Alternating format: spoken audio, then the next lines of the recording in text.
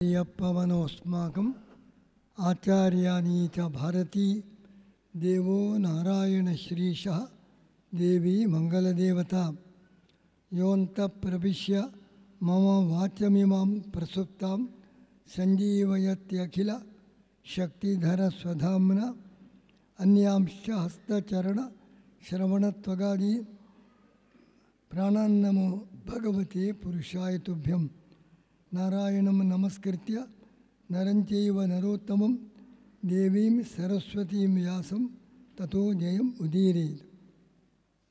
3 ದಿನಗಳಲ್ಲಿ ನಮ್ಮ ಉಮರ್ಜಿ ಶ್ರೀನಿವಾಸಾಚಾರ್ಯರು ದಾಸ ಸಾಹಿತ್ಯದ ಕಡಲಲ್ಲಿ ನಮ್ಮನ್ನು ಮುಳುಗಿಸಿದ್ದಾರೆ. ಪುಂಖಾನುಪುಂಖವಾಗಿ ಅರ್ಜುನನ ನಿರಂತರವಾಗಿ ಬಾಣ ಪ್ರಯೋಗ ಮಾಡಿದಂತೆ ಉಮರ್ಜಿ ಶ್ರೀನಿವಾಸಾಚಾರ್ಯರು ದಾಸ ಸಾಹಿತ್ಯದ ಹಾಡುಗಳನ್ನು ಅವಿಚ್ಛಿನ್ನವಾಗಿ ಇಲ್ಲಿ ಎಲ್ಲರನ್ನೂ ಕೂಡ ಅದು ಮುಂದಿಟ್ಟು ತಣಿಸಿದ್ದಾರೆ. ಆ ದಾಸರು ಎಷ್ಟು ಸುಂದರವಾಗಿ ಉಡುಪಿಯ ಕೃಷ್ಣನ ಪ್ರಶಂಸೆ ಮಾಡಿದ್ದಾರೆ. ಎಲ್ಲ ದಾಸರು, ಕನಕದಾಸರು, ಪುರಂದರದಾಸರು, ವಾದಿರಾಜರು, ವಿಜಯದಾಸರು ಎಲ್ಲರೂ ಕೂಡ ಉಡುಪಿಗೆ ಆಗಮಿಸಿ ಕೃಷ್ಣನ ದರ್ಶನ ಪಡೆದು ಕೃಷ್ಣನನ್ನು ಹೃದಯ ತುಂಬಿ ಹಾಡಿದ್ದಾರೆ. ಅಂತಹ ಹಾಡುಗಳನ್ನು ಪ್ರತಿಯೊಂದು ಘಟ್ಟದಲ್ಲಿ ಭಾಗವತದ ಕೃಷ್ಣಲೀಲೆಯ ಪ್ರತಿಯೊಂದು ಸಂದರ್ಭದಲ್ಲಿಯೂ ಕೂಡ ಅದಕ್ಕೆ ಅನುಗುಣವಾದ ದಾಸರ ಹಾಡುಗಳನ್ನು ಹಾಡಿ ಆ ಮೂಲಕ ಕೃಷ್ಣನಿಗೆ ವಿಶೇಷವಾದ ವಾಂಗ್ಮಯ ಸೇವೆಯನ್ನು ನಮ್ಮ ಉಮರ್ಜಿ ಶ್ರೀನಿವಾಸಾಚಾರ್ಯರು 3 ದಿನಗಳಲ್ಲಿ ಮಾಡಿದ್ದಾರೆ. ಉಪನ್ಯಾಸ ಮಾಡುವಾಗ ಅವರಿಗೂ ಸಮಯ ಸಮಯ ಹೋದದ್ದೇ ಗೊತ್ತಾಗುತ್ತದೆ. ಅಷ್ಟು ಪರವಶರಾಗಿ, ಕೇಳುವವರು ಕೂಡ ಅಷ್ಟೇ ಪರವಶರಾಗಿ ಅವರ ಹಾಡುಗಳನ್ನು ಕೇಳಲು ಎಲ್ಲರೂ ಕೂಡ ಇಷ್ಟಪಡ್ತಾ ಇದ್ದಾರೆ.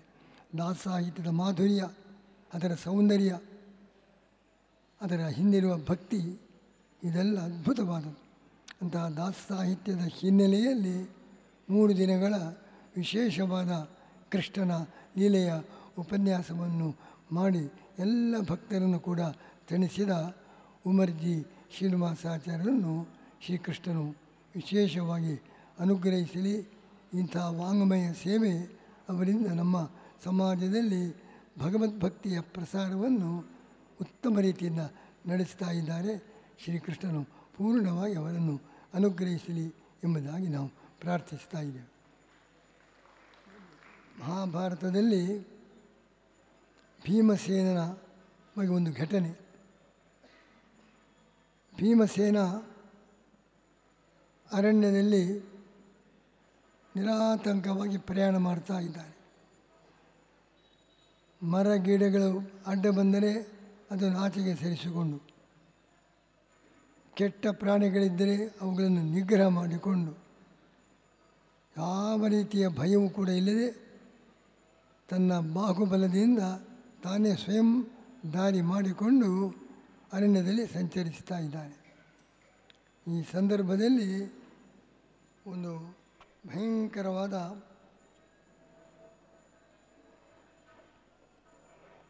ಹೆಬ್ಬಾವು ಗುಹಾಕಾರೇಣ ವಕ್ತ್ರೇಣ ಚತುರ್ದಂಷ್ಟೇನ ರಾಜತ ದೀಪ್ತಾಕ್ಷೇಣ ಸದರ್ಶ ಮಹಾಕಾಯಂ ಭುಯಂಗಂ ಲೋಮಹರ್ಷ. ಭಯಂಕರವಾದ ಹೆಬ್ಬಾವು. ಅದರ ಬಾಯಿ ದೊಡ್ಡ ಗುಹೆಯಂತೆ ಇದೆ. ಗಿರಿದುರ್ಗೆ ಸಮಾಪನ್ನ. ಅದು ತನ್ನ ದೊಡ್ಡ ಶರೀರ, ಅದರಿಂದ ಆ ಪ್ರದೇಶವನ್ನೇ ವ್ಯಾಪಿಸಿಕೊಂಡು ಭಯಂಕರವಾದ ಹೆಬ್ಬಾವು. ತ್ರಾಸನಂ ಸರ್ವಭೂತಾನಾಂ ಕಾಲಾಂತಕ ಯಮೋಪಮ. ಅದನ್ನು ನೋಡಿದರೆ ಎಲ್ಲರಿಗೂ ಭಯ ಪಡಬೇಕು. ಅಂತಹ ದೊಡ್ಡ ಹೆಬ್ಬಾವು ಉಸಿರು ಬಿಡ್ತಾ ಇದೆ. ಭಯಂಕರವಾದ ಉಸಿರು, ದೊಡ್ಡ ಬಿರುಗಾಳಿ ಬೀಸಿದಂತೆ ಆ ಉಸಿರು ಬಿಡ್ತಾ ಇದೆ. ಅಂತಹ ಹೆಬ್ಬಾವು ಬಂದಿತು. ಆ ಭೀಮಸೇನನ್ನು ಕಾಲು ಹಿಡಿದು ಅವನನ್ನು ಕಟ್ಟಿಹಾಕಿತು. ಭೀಮಸೇನ ಆ ಹೆಬ್ಬಾವಿನ ಬಂಧನಕ್ಕೆ ಒಳಗಾದ. ಆ ಹೆಬ್ಬಾವು ಹೇಳ್ತಾ ಇದೆ, ನಹಿಮೇ ಮುಚ್ಯತೆ ಕಶ್ಚಿತ್ ಕಥಂಚಿತ್ ಪ್ರಗ್ರಹಂಗತ. ನನ್ನ ಕೈಗೆ ಸಿಕ್ಕಿದರೆ, ನನ್ನ ಬಂಧನಕ್ಕೆ ಒಳಗಾದರೆ ಅವನಿಗೆ ಬಿಡುಗಡೆಯೇ ಇಲ್ಲ. ನಿನ್ನ ನಾನು ಹಿಡಿದಿದ್ದೇನೆ, ನಾನೊಂದು ಬರೀ ಹೆಬ್ಬಾವು ತಿಳ್ಕೊಳ್ಳಬೇಡಿ ಬೇಡ. ಇಷ್ಟವನ್ನು ಹಿಡಿದ ಎಷ್ಟೋ ಹೆಬ್ಬಾವುಗಳು, ಅದನಿಗೆ ಲೆಕ್ಕವೇ ಇಲ್ಲ.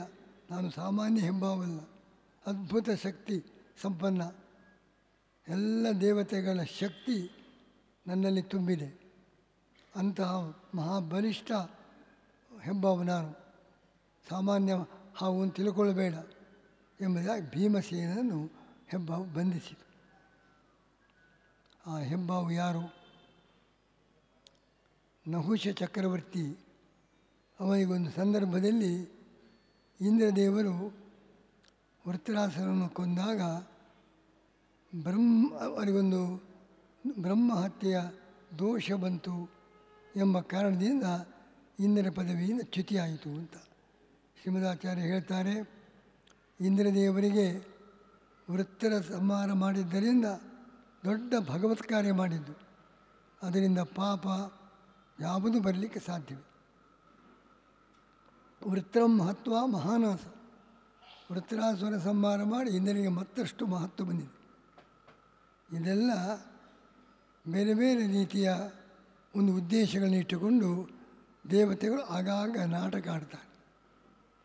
ಅದರಂತೆ ಇದೊಂದು ದೊಡ್ಡ ಪಾಠ. ಅಧಿಕಾರದಲ್ಲಿ ಇದ್ದವರು ಅಧಿಕಾರ ಬಂದಾಗ ಹೇಗೆ ವರ್ತಿಸಬೇಕು, ದಾರಿ ತಪ್ಪಿದರೆ ಎಂಥ ದುರಂತ ಕಾದಿದೆ ಎಂಬುದಾಗಿ ದೇಶದ ಎಲ್ಲ ಅಧಿಕಾರಿಗಳಿಗೂ ಒಂದು ಪಾಠ ಕಲಿಸುವ ಉದ್ದೇಶ. ನಹುಷ ಒಬ್ಬ ದೊಡ್ಡ ಚಕ್ರವರ್ತಿ, ಉತ್ತಮ ರೀತಿಯಿಂದ ರಾಜ್ಯಭಾರ ಮಾಡ್ತಾಯಿದ್ದ. ಇಂದ್ರನ ಸ್ಥಾನ ಖಾಲಿಯಾಗಿದೆ. ತಾತ್ಕಾಲಿಕವಾಗಿ ಇಂದ್ರನು ಬರುವವರೆಗೆ ಆ ಉಸ್ತುವಾರಿ ಆಗಿ ತಾತ್ಕಾಲಿಕವಾಗಿ ಆ ಇಂದ್ರ ಪದವಿಯನ್ನು ಏರಬೇಕು ಅಂತ. ನಹುಷನಿಗೆ ಆ ಶಕ್ತಿ ಇಲ್ಲ. ಎಲ್ಲ ದೇವತೆಗಳು ತಮ್ಮ ಶಕ್ತಿಯನ್ನು ಧಾರೆ ಎರೆದರು, ತಮ್ಮ ತಪಸ್ಸನ್ನು ಋಷಿಗಳು ಧಾರೆ ಎರೆದರು. ಆ ತಪಸ್ಸು ದೇವಿ ಶಕ್ತಿ ತುಂಬಿತ್ತು ನಹುಷರಾಜನಲ್ಲಿ. ಈಗ ಇಂದ್ರ ಪಟ್ಟಕ್ಕೆ ಏರು, ಅದಕ್ಕೆ ಬೇಕಾದ ಶಕ್ತಿಯನ್ನು ನಾವು ತುಂಬಿಸಿದ್ದೇವೆ. ನಹುಷನಿಗೆ ಭಾರಿ ಸಂತೋಷ ಆಯಿತು. ಸಾಮಾನ್ಯ ರಾಜನಾಗಿ ಭೂಲೋಕದಲ್ಲಿ ಚಕ್ರವರ್ತಿಯಾಗಿ ಮೆರೆದವನಿಗೆ ಇಂದ್ರನ ಪಟ್ಟ ಬಂದು ಭಾರಿ ಸಂತೋಷವಾಯಿತು. ಅಧಿಕಾರಕ್ಕೆ ಬಂದ ಅಹಂಕಾರ ಇರಿತು, ಕೆಟ್ಟ ಪ್ರವೃತ್ತಿ ಬೆಳೆಯಿತು. ಇಂದ್ರನ ಮಹಿಷಿ ಶಚಿ ನನಗೆ ನನ್ನ ಮಹಿಷಿಯಾಗಿ ಬರಬೇಕು. ಈ ಥರದ ತನ್ನ ಅಧಿಕಾರಕ್ಕೆ ತನ್ನ ಯೋಗ್ಯತೆಗೆ ಮೀರಿದ ಕೆಟ್ಟ ಆಶೆ ಬೆಳೆಯಿತು, ಅಹಂಕಾರ ಬೆಳೆಯಿತು. ಅವಳ ಮನೆಗೆ ತಾನು ಹೋಗ್ತೇನೆ, ಋಷಿಗಳು ತನ್ನ ಪಾಲಿಗೆ ಹೊರಬೇಕು. ಅಧಿಕಾರದ ಮದ ಬಂದರೆ ಎಲ್ಲವನ್ನು ಕೂಡ ಮರೆತು ಯಾವ ರೀತಿ ತಪ್ಪು ದಾರಿಯಲ್ಲಿ ವರ್ತಿಸ್ತಾರೆ. ನಹುಷ ಒಳ್ಳೆಯ ರಾಜ, ಅಧಿಕಾರ ಬಂತು, ಶಕ್ತಿ ಬಂತು, ಎಲ್ಲ ಮರೆತು ಸ್ವೇಚ್ಛಾಚಾರ ಋಷಿ ಮುನಿಗಳನ್ನು ಅವಮಾನಪಡಿಸಿ ತನ್ನ ಪಾಲಕಿಯನ್ನು ಅವರು ಹೊತ್ತುಕೊಂಡು ಹೋಗಬೇಕು. ಇಲ್ಲಿಯವರೆಗೆ ದಾರಿ ತಪ್ಪಿದ. ಆ ನಹುಷನೇ ಅವನ ಈ ಅತಿಕ್ರಮ ಅಗಸ್ತ್ಯರ ಮೇಲೆ ಕಾಲಿಂದ ತುಳಿದ ಅಹಂಕಾರದಿಂದ. ಬ್ರಹ್ಮದೇವರ ಶಾಪ, ನೀವು ಕೂಡಲೇ ಕೆಳಕ್ಕೆ ಉರುಳಬೇಕು, ನಿನಗಿಲ್ಲಿ ಇರಲಿಕ್ಕೆ, ಈ ಅಧಿಕಾರದಲ್ಲಿ ಇರಲಿಕ್ಕೆ ಅರ್ಹತೆ ಇಲ್ಲ,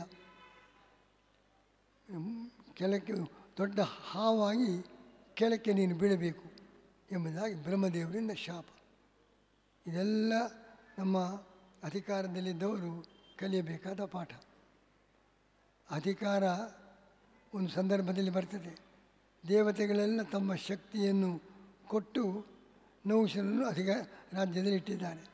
ಇವತ್ತು ಕೂಡ ಪ್ರಜೆಗಳೆಲ್ಲ ತಮ್ಮ ಎಲ್ಲ ಶಕ್ತಿ ಕೊಟ್ಟು ಅವರು ಅಧಿಕಾರಕ್ಕೆ ಏರಿಸ್ತಾರೆ, ಮುಖ್ಯಮಂತ್ರಿ ಆಗ್ತಾರೆ, ದೊಡ್ಡ ದೊಡ್ಡ ಸ್ಥಾನದಲ್ಲಿ ಬರ್ತಾರೆ. ಆಗ ದೇವತೆಗಳು ತಮ್ಮ ಶಕ್ತಿಯನ್ನು ಕೊಟ್ಟು ನಹುಷನನ್ನು ಇಂದ್ರನಾಗಿ ಮಾಡಿದರು.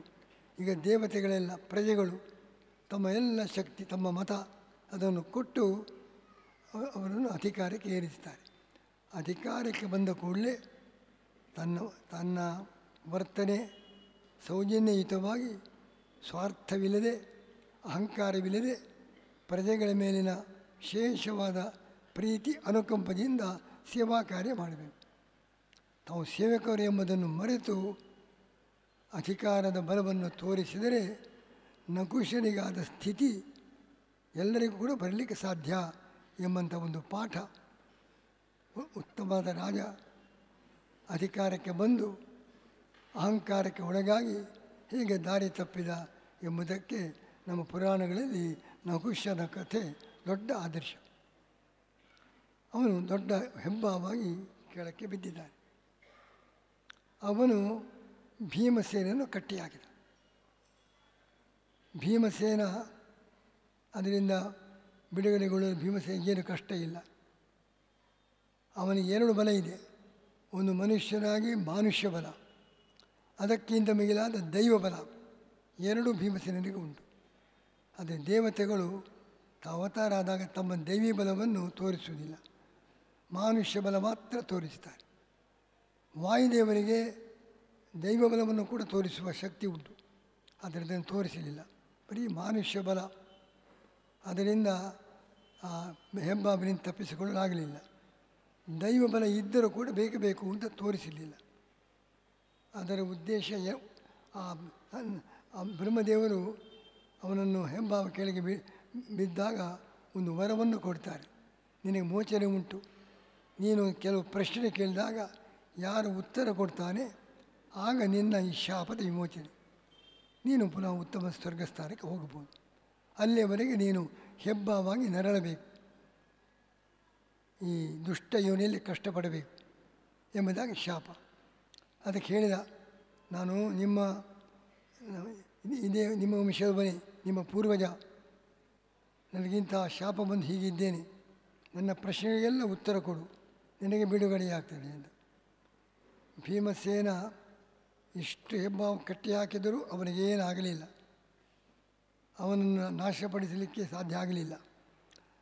ಆದರೆ ಅವನು ಬಿಡಿಸಿಕೊಳ್ಳಲಿಲ್ಲ, ಪ್ರಶ್ನೆಗೂ ಉತ್ತರ ಕೊಡಲಿಲ್ಲ. ಪ್ರಶ್ನೆಗೆ ಯಾಕೆ ಉತ್ತರ ಕೊಡಲಿಲ್ಲ? ಅದಕ್ಕೆ ಆಚಾರ್ಯರು ಕಾರಣ ಹೇಳ್ತಾ ಇದ್ದಾರೆ. ನಾವು ಏನು ಜ್ಞಾನ ಪಡೆದಿದ್ದೇವೆ ಆ ಜ್ಞಾನ ನಮ್ಮ ವ್ಯಕ್ತಿತ್ವ ವಿಕಾಸಕ್ಕೆ ಹೊರತು ಬದುಕಲಿಕ್ಕೆ ಅಲ್ಲ. ಇವನಿಗೆ ಈ ಪ್ರಶ್ನೆಗೆ ಉತ್ತರ ಕೊಟ್ಟು ಅದಕ್ಕಾಗಿ ನನ್ನ ಜ್ಞಾನವನ್ನು ನಾನು ಉಪಯೋಗ ಮಾಡಿ ಬದುಕಬೇಕಾಗಿದೆ.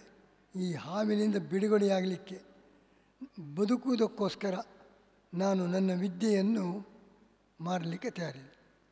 ನನ್ನ ವಿದ್ಯೆ ಭಗವಂತನ ಅನುಗ್ರಹಕ್ಕೆ, ವ್ಯಕ್ತಿತ್ವ ವಿಕಾಸಕ್ಕೆ, ದೇವರ ಅನುಗ್ರಹ ಪಡೆಯಲಿಕ್ಕೆ, ಹೊರತು ಬದುಕಲಿಕ್ಕೆ ಅಲ್ಲ. ಪ್ರಶ್ನೆಗೆ ಉತ್ತರ ಕೊಟ್ಟರೆ ಮಾತ್ರ ನನಗೆ ಬದುಕಬಹುದು, ಇಲ್ಲಿ ನನಗೆ ಬದುಕಲಿಕ್ಕೆ ಸಾಧ್ಯವಿಲ್ಲ ಅಂತ ಆ ಹೆಬ್ಬಾವು ಹೇಳಿತು. ವಿದ್ಯೋಪಜೀವನ, ತನ್ನ ಜ್ಞಾನವನ್ನು ಉಪಯೋಗಿಸಿಕೊಂಡು ಬದುಕುವುದು ನನಗಿಷ್ಟ ಇಲ್ಲ. ಅದಕ್ಕಾಗಿ ಗೊತ್ತಿದ್ದರೂ ಕೂಡ ಪ್ರಶ್ನೆಗೆ ಉತ್ತರ ಕೊಡುವ ಪ್ರಯತ್ನವನ್ನೇ ಭೀಮಸೇನ ಮಾಡಲಿಲ್ಲ. ಇವತ್ತೆಲ್ಲ ಇಡೀ ಜಗತ್ತಲ್ಲಿ ನಮ್ಮ ಸ್ಥಿತಿ ಹೀಗಾಗಿದೆ. ಎಲ್ಲ ಇವತ್ತು ಕಲಿಯುವುದು ಯಾಕೆ? ವಿದ್ಯಾಭ್ಯಾಸ ಯಾಕೆ? ಕೆಲಸ ದೊರೆಯಬೇಕು, ಅಧಿಕಾರ ಪಡೆಯಬೇಕು, ಹಣ ಗಳಿಸಬೇಕು, ಚೆನ್ನಾಗಿ ಬದುಕಬೇಕು. ನಮ್ಮ ಎಲ್ಲರೂ ಕೂಡ ವಿದ್ಯೋಪಜೀವನ. ವಿದ್ಯೆ ನಮ್ಮ ವ್ಯಕ್ತಿತ್ವದ ಅಭಿವೃದ್ಧಿಗಲ್ಲ, ವಿಶೇಷ ಜ್ಞಾನ ಪಡೆಯಲಿಕ್ಕೆ. ಲೌಕಿಕ ವಿದ್ಯೆಯಾಗಲಿ ವೈದಿಕ ವಿದ್ಯೆಯಾಗಲಿ ಅದು ಬರೀ ಉಪಜೀವನ ಮಾರ್ಗ, ಬದುಕಲಿಕ್ಕೆ ಅದೊಂದು ಸಾಧನ ಹೊರತು ಅದರ ನಿಜವಾದ ಉದ್ದೇಶವನ್ನು ನಾವೆಲ್ಲರೂ, ಇಡೀ ಮಾನವ ಸಮಾಜ ಮರೆತಿದೆ. ಭೀಮಸೇನ ದೊಡ್ಡ ಸಂದೇಶ ಕೊಡ್ತಾ ಇದ್ದಾನೆ. ಎಂಥ ಪ್ರಾಣ ಭಯವೇ ಬರಲಿ, ನಾನು ಬದುಕುವುದಕ್ಕೋಸ್ಕರ ನನ್ನ ವಿದ್ಯೆಯನ್ನು ಬಳಸಲಿಕ್ಕೆ ತಯಾರಿಲ್ಲ. ಪ್ರಶ್ನೆಗೆ ಉತ್ತರ ಕೊಡಲಿಕ್ಕೆ ಶಕ್ತಿ ಉಂಟು ಭೀಮಸೇನಿಗೆ, ಉತ್ತರ ಕೊಡಲಿಲ್ಲ. ಕಟ್ಟಿಯಾಗಿ ಏನು ಬೇಕಾದರೂ ಮಾಡು. ಒಂದು ಆ ಹೆಬ್ಬಾವಿನಲ್ಲಿ ದೇವತೆಗಳೆಲ್ಲ ತಪಶಕ್ತಿ ತುಂಬಿತ್ತು, ಅದನ್ನೆಲ್ಲ ಭೀಮಸೇನ ಸ್ವೀಕಾರ ಮಾಡಿದ. ಆ ಹೆಬ್ಬಾವಿನಲ್ಲಿರುವಂಥ ದೇವತೆಗಳೆಲ್ಲ ಹಾಕಿ ಅದರಲ್ಲಿ ಅಡಗಿಸಿಟ್ಟ ತಪಶಕ್ತಿ, ಕೇಂದ್ರೀಕರಿಸಿದ ತಪಶಕ್ತಿಯನ್ನೆಲ್ಲ ಭೀಮಸೇನ ಹೀರಿದ. ಅದೊಂದು ಕಾರ್ಯ. ಇನ್ನೊಂದು, ಯಾವುದೇ ಸಂದರ್ಭದಲ್ಲಿ ನಮ್ಮ ವಿದ್ಯೆ ಉಪಜೀವನಕ್ಕೆಲ್ಲ, ನಮ್ಮ ವಿದ್ಯೆ ನಮ್ಮ ಅಭಿವೃದ್ಧಿಗೆ, ನಮ್ಮ ಆತ್ಮೋನ್ನತಿಗೆ ಹೊರತು ಬದುಕಲಿಕ್ಕೆ ಅಲ್ಲ ಎಂಬಂತಹ ಸಂದೇಶವನ್ನು ನೀವು ದೃಷ್ಟಿಯಿಂದ ಇವತ್ತು ನಾವೆಲ್ಲರೂ ಕೂಡ ಯಾರಾಗಲಿ ಕಲಿಯುವುದು ಯಾಕೆ? ಪದವಿ ಪಡೆದು ಒಳ್ಳೆಯ ದೊಡ್ಡ ಕೆಲಸ, ಹಣ ಸಂಪಾದನೆ. ಬದುಕುವುದೇ ವಿದ್ಯೆಯ ಉದ್ದೇಶ ಹೊರತು ಬೇರೆ ಯಾವ ರೀತಿಯ ಅಪೇಕ್ಷೆಯೂ ಇಲ್ಲ. ಈ ಥರದ ಪರಿಸ್ಥಿತಿ ಜಗತ್ತಿನಲ್ಲಿ ಕಂಡುಬರ್ತಾ ಇದೆ.